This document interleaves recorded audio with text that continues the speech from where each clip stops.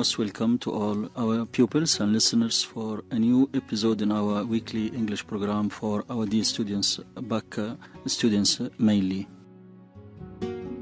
So as we said in our last session, we provided you with some tips on how to produce a better pieces of writing and eventually score higher in the end of the term test and the final exam, BAC exam.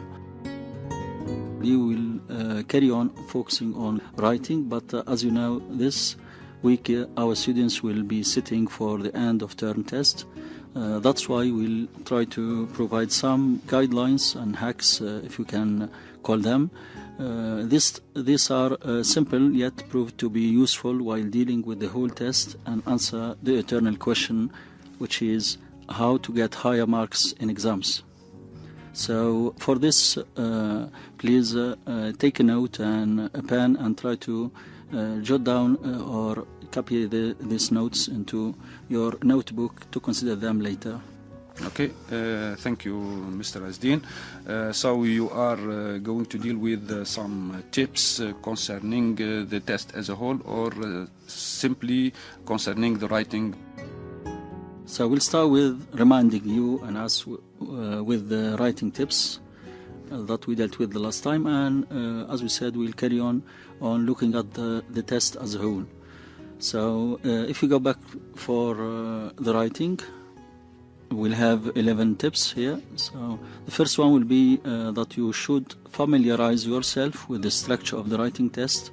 Here I mean you should do plenty of practice tests, preferably in timed conditions, which means preparing the same conditions as if you are in the test. This will help you look at the timing and the type of writing you are expected to produce. But don't just do them. As you know, Mr. Ali, there should be the feedback or the what we call it, the peer review or correction. Yeah. So you should use this feedback from your teachers and later with this feedback on writing and act on it so that you learn from it better. Next, you try to rewrite your work based on this feedback. So tests, if you are looking for tests, or some of our students may search for certain tests, so they are, as we all know, they are available on the net and easily accessible from any device. It is also preferable to try different sets of tests from the different corners of the country, as this variety will be reflected in the final exam, BAC exam test, and the student will have a clearer idea about the type of tests to expect. Yes, Mr. Azdin, here you mean that student and BAC student, mainly BAC student, have to practice and do a lot of tests to get tests from here, from there, in order to have an idea about the different types of question, maybe? Sure, yes. So as you know, practice makes perfect. Okay, so the more you practice, the better you will be prepared for the test, and you will not find things you have not seen before. And as you know, from region to region and from teacher to teacher, the text or the test structure varies from one to another. Yes. So it is better to have a general look about this difference. Yes, where can they find these tests, maybe, students? Maybe on the internet, or? Yes, they are available on the internet, and we have a website which is already prepared for. We have rakcommittee.com, which is our website in which you will find some of these tests. You can just check them or check the comments below. We'll be providing the link. Mm-hmm. And as we know, they are easy to access, and also you can ask your friends or your peers or your ex-classmates. They can provide you with these tests also. Yes, even your teacher, maybe they will provide. Yes, they can supply you with some tests. Different types of tests, yes. Of course, so we are already doing this, so we are supplying some extra tests for students to get practice and to have an idea about the structure of these tests, not to deal with the BAC exam without practice. That would be inappropriate. Should we move on to the next tip? The next tip, which is also critical, which is time management. As yes, you know, time management is very important. Yes, so time is crucial. So no one can deny that time is very crucial when it comes to tests, and unfortunately most... And as it is known, time is as a sword. Yes, so it can be used negatively or positively, yes. for Yes. sure. So unfortunately, in most cases, this adds more pressure and panic on the side of our students. If it is Yes, not... so here many students say that they do not have time to do, for example, the last question or some question of the test. So what is their problem here? So the problem, as you said, is in managing their time. So the time allotted for the test, which is 2 hours, Yes. this is enough. This is enough time for doing the test. So if you have 2 hours, means the tasks should be finished before that allotted time. Mm-hmm. But as we said, our students may be frustrated thinking about this time, and they will run out of time. And as we said, this may cause them or add more pressure and panic on them. Hence, for all these mentioned reasons, the pupil must have a clear plan on time management. I mean, the question here is how much time allotted should to each section, each part of the test be given. Part, yes. Okay, so how much time should I give to certain parts of the test? Well, to be honest, there are no secret formula, but from the general practice, we come out with a balanced way that proved to be working with most of our students.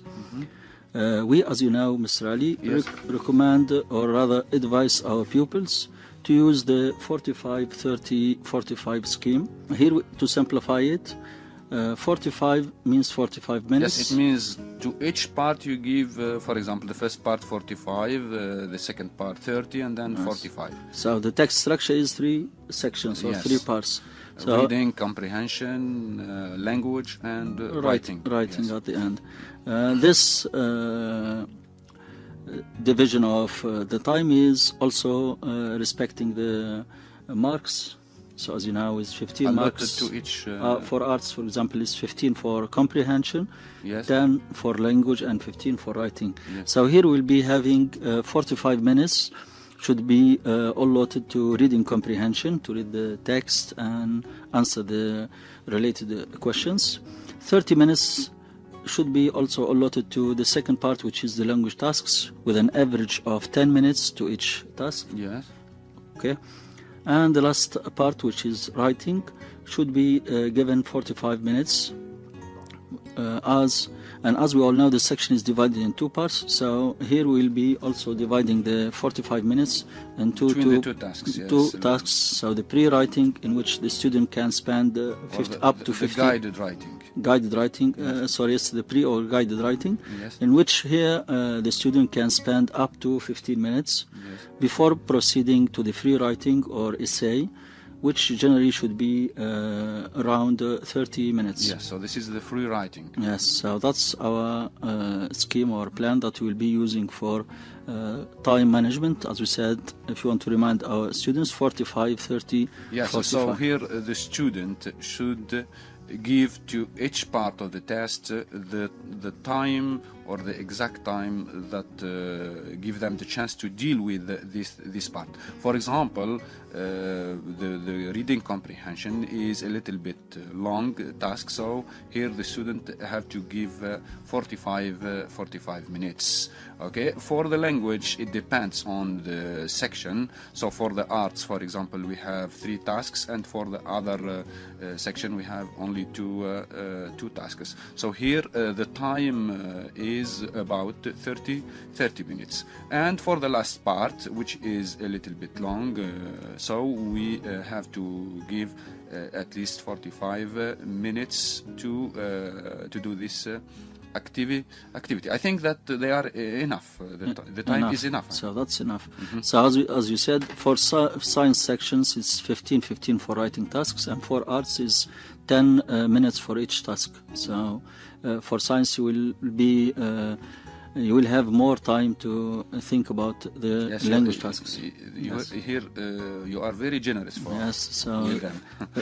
Good.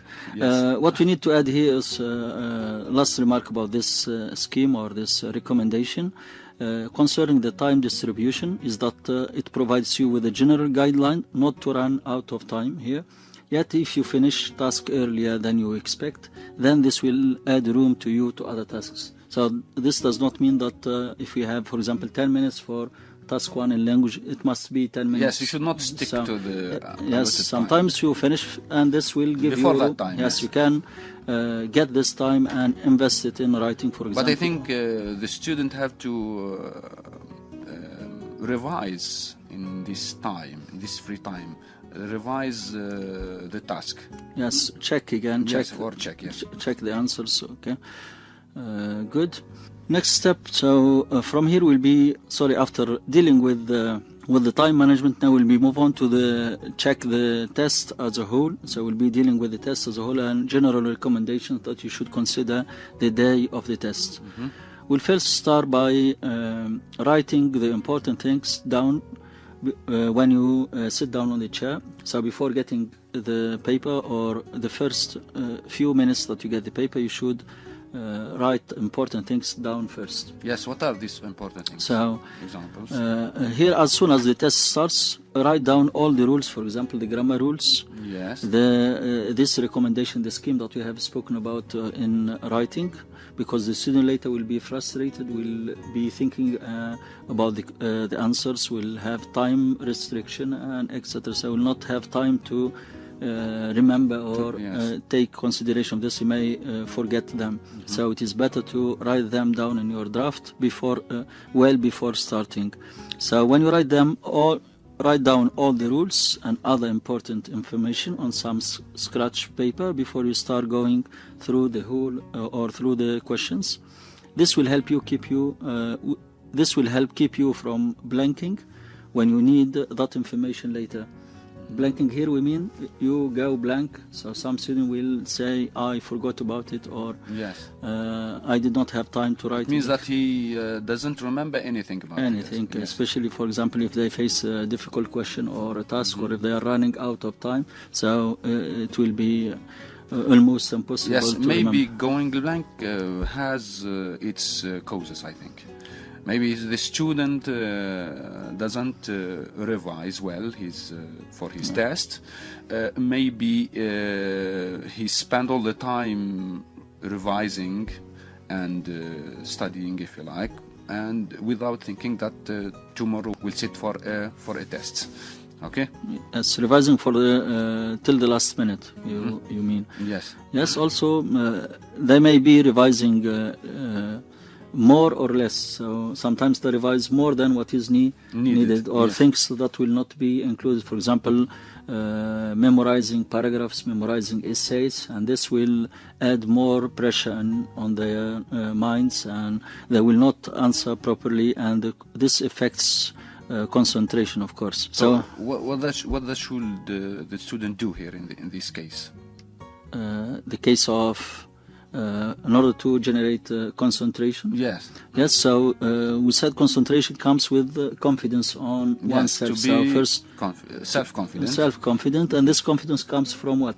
It comes from preparation. When you are well prepared, you will be confident. So confidence comes from revision, from checking, from, as we said, practice, and this will give you confidence in yourself, and you will have concentration. And these steps, which, as we said, you write down important things on your draft, that will add more, make you have a plan, a clear map ahead, okay? And avoid any surprises which can occur. Yes, the next step.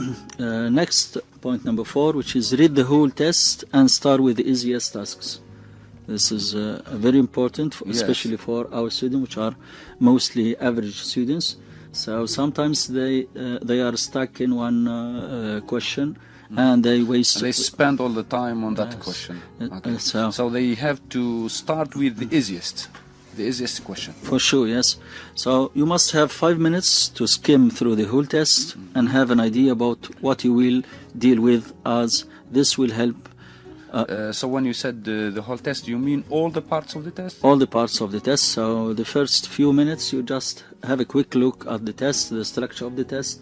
Means this is very useful later in time management and how to divide your efforts and your answers in general. Okay, so you must have a general idea about the test, then you can deal with it. So we said this helps you when it comes to time management. So you know exactly which tasks requires more time to invest on them, which tasks are easy, so you can answer them just in 1 minute, for example, so you can quickly do it. Yes. And the important point is that you should start with these easy tasks, so from the easiest to the hardest tasks, that's the flow of your work should be. For example, in reading comprehension, some questions that are easier than others. Yes. Okay, so for example, when it comes to paraphrase or summary of the text, it requires more time and requires more concentration, but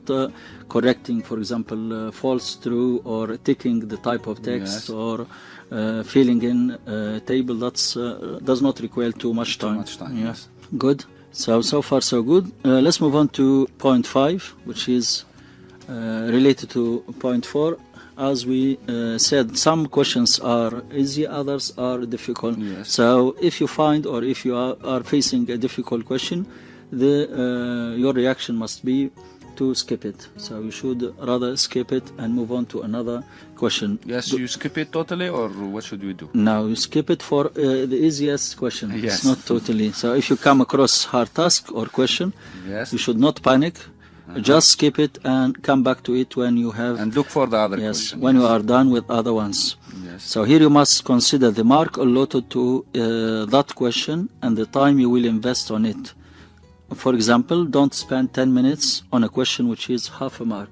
Sometimes students spend 10 minutes just in a question which is half a mark. Okay? Yes. So, example here we have synonyms, reference questions in the comprehension. Yes. So they spend 10 minutes reading the text, the whole text, and try reading to find, and rereading. Reading again, and so wasting 10 minutes, which could be invested in writing or in language, and that will affect our scheme that we mentioned at the beginning, which is 45, 30, 45. That will not set this balance, so they will have an imbalance, and this imbalance of course will affect the mark overall, okay? The overall mark. Yes. Let's move on to point 6. Yes. So here also you must, when dealing with the test, you should look for clues in the other questions. This is what we call overlapping. Yes. Overlapping questions. So generally they are avoided, but if you are having 6 or 7 questions about one text, you cannot avoid this overlapping. So some questions or some answers will help you on the next to answer the other question. Yes, some question answer other question, or just give you clues to the correct answer. Yes. Okay. Sometimes, as we said, the answer to a question can be contained within or hinted at in another question on the test. So you must look at other answers or questions to help jog your memory, or sometimes the efforts that you spend to extract the information, for example, to fill in the table. This information or this data could be used again in answering other questions, for example, true, false, or sometimes if you have spent 5 or 7 minutes reading the text in order to answer question 1 and question 2, you can use this reading and what you have understood from this reading later to answer another question, and do not need to reread the text again.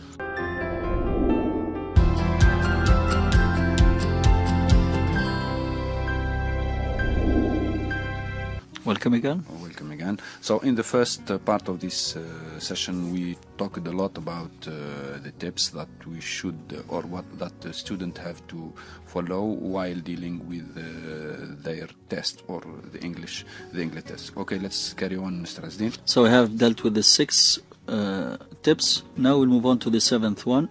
Yes. Which is you should understand the questions well before providing the answer. Yes, here some pupils or some students do not understand the question at all. Okay, and this is the problem of some of students, because they do not read the question in the right way. So the student should reread the question until they understand, and in this case they will know automatically the answer. Yes, Ms. Ali, as Yes. you know, as the Arabic proverbs say, the question is half the answer. Yes. So that's why if you don't get what is asked from you, or you don't understand what is demanded from you, it will be impossible to provide the needed answer. Yes. So if you have two people speaking two different languages, it will be impossible to understand each other. So that's what we always recommend or advise our students to do before rushing into the answer. First, understand the question, read the question well, and each question has a different structure. So when you read, for example, reading comprehension questions, it's not the same as the language, as writing, as the topic. So each question deserves to be treated separately, and to invest the time you invest in understanding this question will be back. You will get it back later when you answer, because the answer will come easily. Yes. Okay, if you understand it. Good. Yes. So here we can take some example of questions, how to understand certain questions, like as we said in the reading comprehension, for example, correct the false statements with details from the text. So here we are asked, for example, to provide details. If you correct it without these details, means your answer will not be considered. That's correct, yes. So that's some students neglect it, and they just rush. Yes, sometimes the student answer the question or read the statement and write it again, and they think that they have answered the question. Yes, by adding without note, for example. providing details from the text. Yes. This can be also applicable in the midterm test, the listening test. So you should complete, for example, or answer the listening comprehension from the passage. Yes. As we notice, some students that they just try to answer these questions from general knowledge and do not use details. Okay, so this one example. Also, for example, in what about WH questions? Yes, that's what we'll speak about. For example, if the question is what are the negative effects of technology.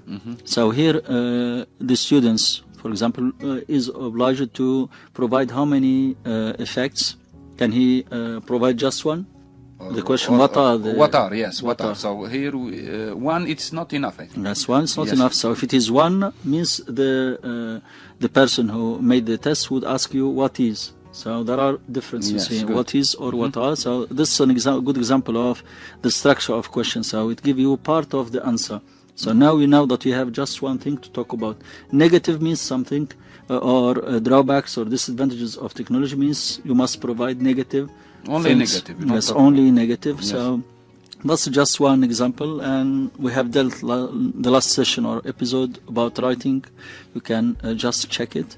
Good. Let's move on to the 8th point, which is use the adequate techniques that we learned in class. Here I mean the writing process. For example, when you deal with writing tasks, you should use what we have spoken about, the writing process. Yes. Okay, the 6 steps of the writing process. When dealing with language, for example, you should use the 3. Yes, what about here? If a student say that maybe I will lose too much time while making this plan or this writing process. So I mean that a student like to write directly without making this plan. Yes, this means that they may be finishing early, but their writing or their drafts cannot be a piece of writing, because, as you know, no one writes perfect piece of writing the first time. So it's almost impossible that the writing will be out of or without mistakes. And if the writing is full of mistakes, and the structure and maybe the content itself, the adherence to the topic and the mechanics will not be observed well. So it is better to follow this process.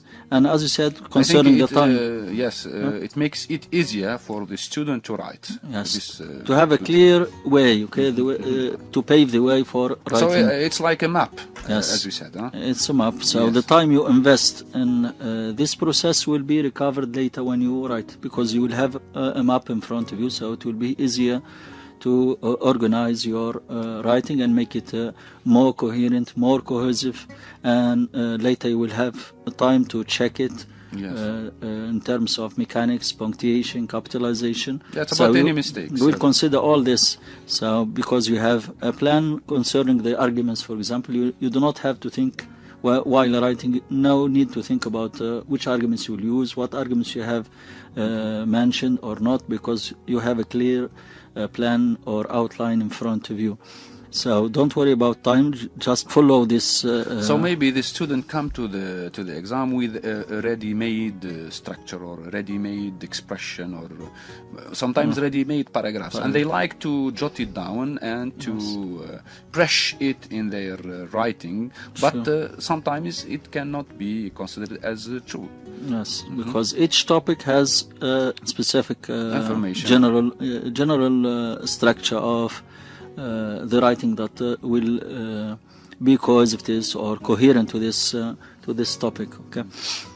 So as we said here, also the writing process in the first term, for example, or the first weeks when you practice, it will be a little bit difficult to observe all these steps in that short period of time. But with practice, as you know, things will become much easier, and it will become a habit after.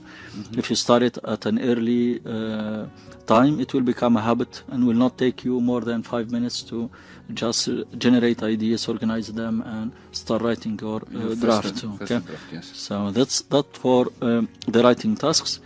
Also for language, there are things that you should or you can use, which we call them the 3 SFM, or SFM stands for structure, form, and meaning.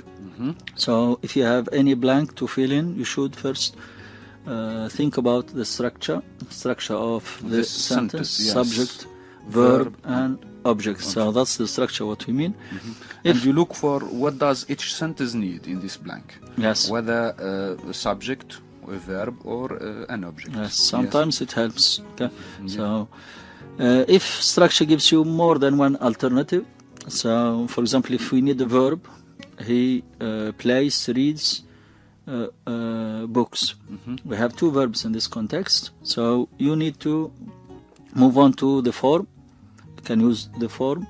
The form here means noun or verb, and the noun can be or adjective. Or yes, we'll come to this. Yes. The noun and the verb. Yes. The noun and the verb, because the noun can be modified only by adjectives, and adjective can be modified only by adverbs. So adverb, adjective, and noun. If you have a verb, then it can be modified by an adverb. So these are the 2 rules for the form.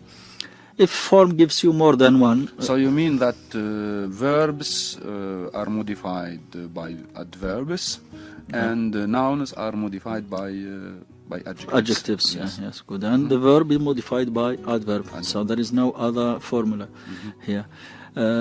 If the form gives you more than one alternative, for example, if we have my mother is new, young. In this context, new, young is adjective. So both of them, they are adjectives. So we cannot use form and we cannot use the structure. So we need to move on to the meaning. Yes. The meaning here will be the last criteria you will use, and it will solve any question or any task you are looking for the answer. So meaning, for example, we have taken the example, my mother is new and young, so it can only be young.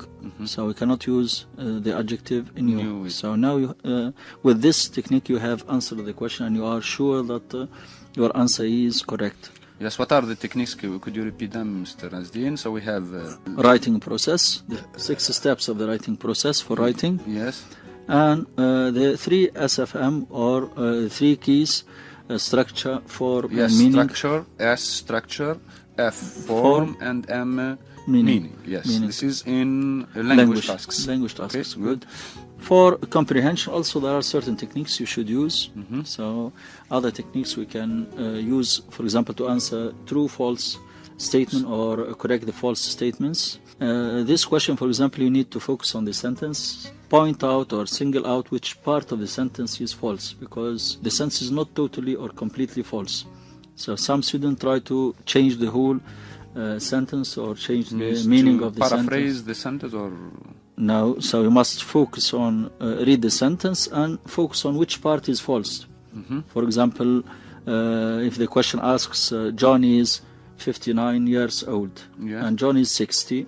So in this context, John is aged.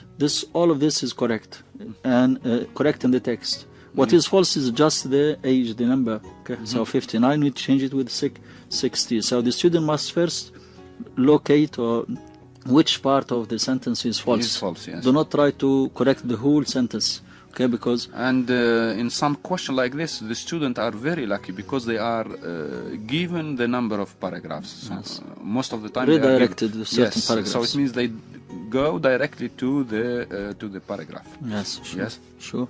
Next step, which is proofreading or checking your answers. This generally after you finish your test.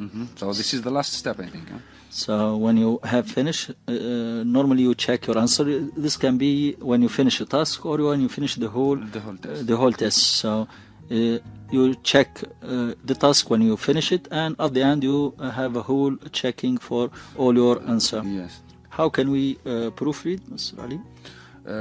Proofreading, you mean here, it means to read again what you have written in your test and check whether there are some mistakes, some missing words, etc. Structure to structure, forms to change, etc. Okay, so and here I think the student to win the time, as it is said, for example, they have to check each part by itself. I mean, when they finish doing the comprehension task, they have to check all the question in the comprehension, then move to the language, do the language and check the language, and then the last part, which is writing, do the writing task, and then check it. Good, that's it. So let's move on to the next tip, which is never leave questions blank. This is another important recommendation. This means the student have to do all the questions. Yes, so never leave questions blanks or leave blanks in your test, unless you are docked for incorrect answers. So sometimes you have doubts about certain answers and it's hard to answer them, or they may take you a long period of time. So that's an exception. So never just leave a question blank. Sometimes, for example, in circling the correct alternative. So in this questions, the excellent students, of course, they will use the technique that we have talked about, the SFM. Yes. So, but other students, sometimes they will be reluctant or they could not find the correct answer. And it is recommended not to leave any blank, because here we may be playing on luck. Yes. So in some situations you have nothing to lose, but you may have something to win, to get or to gain. Okay, sometimes they have luck, and half a mark is very important, especially in the BAC exam. So you have nothing to lose, just circle. Maybe by chance they will get it by the chance. So we notice it sometimes. Students who are reluctant, they leave it blank. And if they circle some of these words, they may match certain answers. In this context is fortunately, but during the year they should learn how to get the correct answer using the techniques we mentioned before. Good? Yes, yes. Do you have any other tip to... So with this we have finished. We still have just one tip, which is very important here. The last step, the physical preparation, which is very important as the theoretical preparation. So before the test, have a good sleep the night before the test and drink enough water. It means don't revise till the last time. Minute. Yes, Till the last minute. Yes, till the last minute. So have enough sleep in order in the morning to come ready and to have a fresh mind and be ready for the challenges you will find in the test. So someone who is asleep, it will be very hard to concentrate and to provide something plausible or something which could be within the test or within the topic if you are writing. Also, you must, as we said, you must drink enough water in order to be, as many studies show, that getting dehydrated during a test can be distracting or reduce your ability to think clearly if your mind requires something else like water, like breakfast. If you come to class or to the test without breakfast, your mind will be thinking about other necessity, and concentration will be very hard to get in this context. So be well prepared physically and mentally, and theoretically also with the knowledge you are equipped with during the whole year. Okay, thank you, Mr. Azdin. I think the student, while they are coping with the exam, they should relax, take it easy, concentrate, and focus only on that test. Do not think about the other test or about the marks of the other tests. Okay, so these are some of the tips that you should follow while you are dealing with any test. I think it's not only in the English test, but it's a general... in all the tests, yes. Yes, in all the tests. Okay. That's what we can learn also from other subjects. So if you have any other recommendation from your other subject teachers, so it will be useful also to implement and use in any other tests. So hopefully you follow these tips, and hopefully everything will go smoothly and right. Good luck. Good luck. See you in next episode. Thank you for watching. If you like this video, do consider sharing it. Click on the like button and go ahead and leave us a comment below. We'd love to hear from you, and don't forget to subscribe to our channel and the notifications to get the latest tutorials that will inspire, empower, and connect you